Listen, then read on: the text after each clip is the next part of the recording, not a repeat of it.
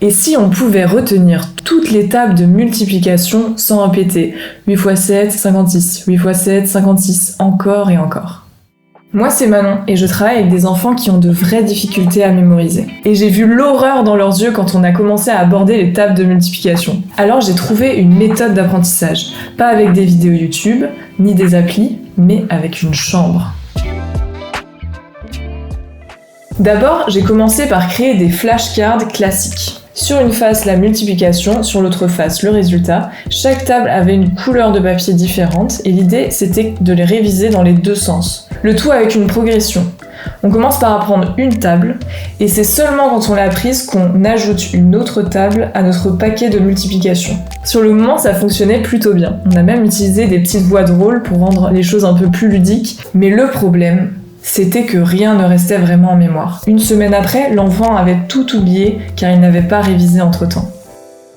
D'ailleurs, toi qui regardes cette vidéo, est-ce que si je te dis 7 x 4, le résultat te vient tout de suite à l'esprit ? Je te laisse me raconter en commentaire comment toi tu as appris tes tables de multiplication. Après cet échec, je me suis tournée vers une méthode plus visuelle. J'ai repris le principe des chiffres-images. Une image pour chaque chiffre, de 0 à 9. Par exemple, le 0, c'est un œuf. Le 1, une bougie. Le 2, un cygne. Le 3, une moustache. Le 4, un bateau à voile. Le 5, un serpent. Le 6, une scie. Le 7, une canne de marche. Le 8, un bonhomme de neige. Et le 9, un ballon de baudruche. Mon idée, c'était de créer des flashcards codés avec ces images. Je m'étais dit que le côté décodage, un peu code secret, rendrait l'apprentissage plus fun et plus facile. Mais non. Je me suis vite rendu compte après avoir bricolé 2 tables seulement que c'était beaucoup trop d'informations à gérer pour les enfants. Retour à la case départ. Et si j'utilisais le palais mental ? J'avais déjà les chiffres-images et il me manquait juste un lieu qui pourrait parler à tout le monde et que je pourrais utiliser pour le palais mental. En fait, lorsqu'on se crée un palais mental, le mieux c'est d'utiliser un lieu que tu connais sous toutes ses coutures.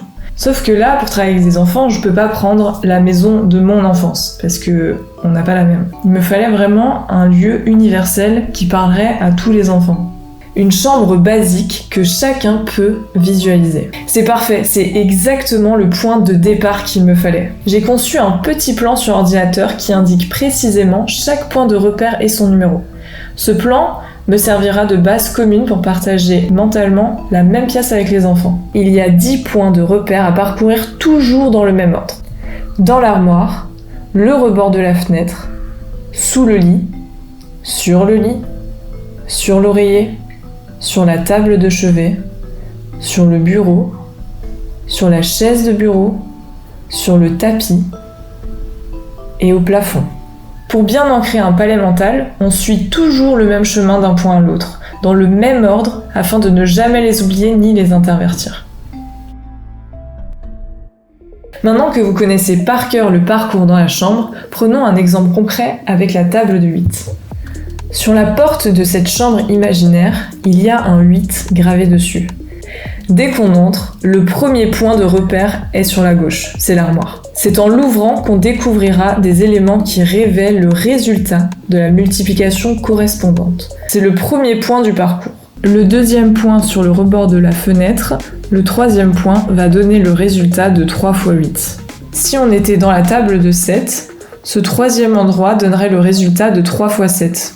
Pour comprendre le résultat à chaque point, le chiffre-image le plus grand symbolise les dizaines, alors que le plus petit symbolise les unités. Bon, t'as compris le concept.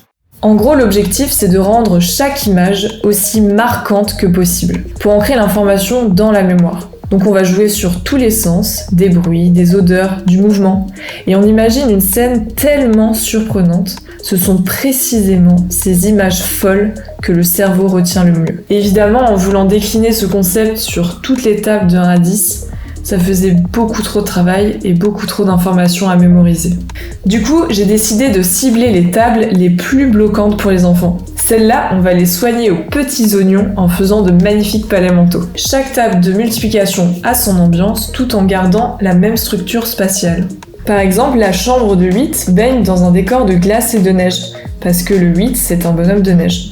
La chambre 7 est dans un univers de bois, ambiance chalet rustique, parce que le 7 est une canne en bois.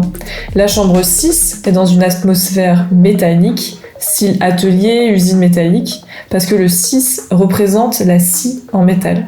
Le 4 est dans une ambiance aquatique, parce que le 4 est représenté par un bateau à voile. Pour être honnête, ce projet est encore en phase d'expérimentation, mais je vois déjà de petits déclics dans les yeux de mes élèves.